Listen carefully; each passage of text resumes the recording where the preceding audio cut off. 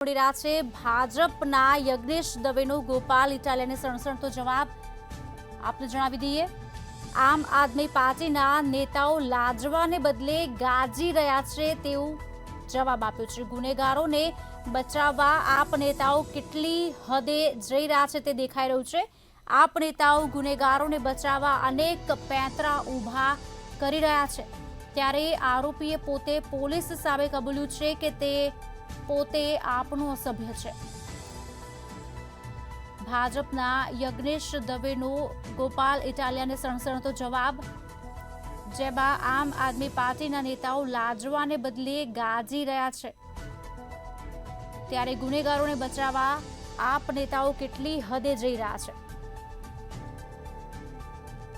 આપ નેતાઓ ગુનેગારોને બચાવવા અનેક પેંતરાઓ ઊભા કરી રહ્યા છે।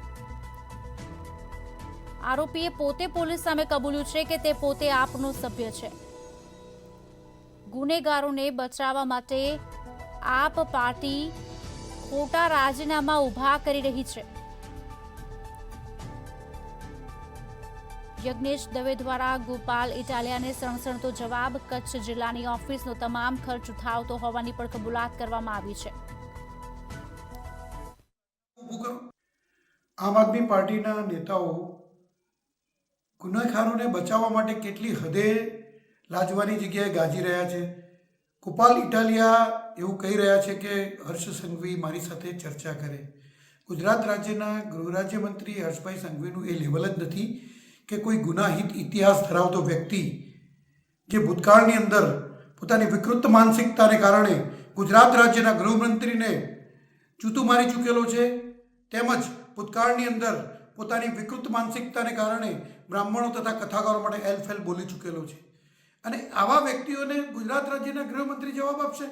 અને મારે કહેવું છે કે મહેરબાની કરીને માફમાં રહો, કારણ કે તમારો જે વ્યક્તિ પકડાયેલો છે, જે ગુનેગાર પકડાયેલો છે, પોતે કબૂલ કરે છે કે હું આમ આદમી પાર્ટીનો મહામંત્રી ચાલુ છું। ભલે તમે ખોટું રાજીનામું ઊભું કરો, કારણ કે રાજીનામું તો વ્યક્તિએ રાજી થઈને આપેલું હોય, અને રાજી થઈને જ્યારે રાજીનામું આપે ને ત્યારે પોતાના ફેસબુક પેજ ઉપરથી અને પોતાના સોશિયલ મીડિયા ઉપરથી પોતાનું સ્ટેટસ હટાવી લેતો હોય છે। આજે પણ એના ફેસબુક પેજ ઉપર અને સોશિયલ મીડિયામાં સ્ટેટસ ચાલુ છે, અને વ્યક્તિ પોતે કબૂલ કરે છે કે હું આમ આદમી પાર્ટીનો મહામંત્રી ચાલુ છું, તેમજ આજ દિન સુધી કચ્છની જે આમ આદમી પાર્ટીની ઓફિસ છે તેનો ખર્ચ પણ પોતે ભોગવે છે। એટલે આવા ગુનેગારોને બચાવવા માટે અથવા આવા ગુનેગારોથી પોતાની ચામડી બચાવવા માટે જો ગોપાલ ઇટાલિયા કે ઈસુદાનભાઈ આવા પ્રયત્નો કરતા હોય તો મારે એમને એ કહેવું છે કે ઈસુદાનભાઈ અને ગોપાલભાઈ, તમે આવા નિવેદનો આપવાના બંધ કરો, અને ગુજરાત રાજ્યના ગૃહ રાજ્યમંત્રી શ્રી હર્ષભાઈ સંઘવી એનું જોડે વાત કરવાનું કે ડિબેટ કરવાનું તમારું લેવલ નથી એ જરા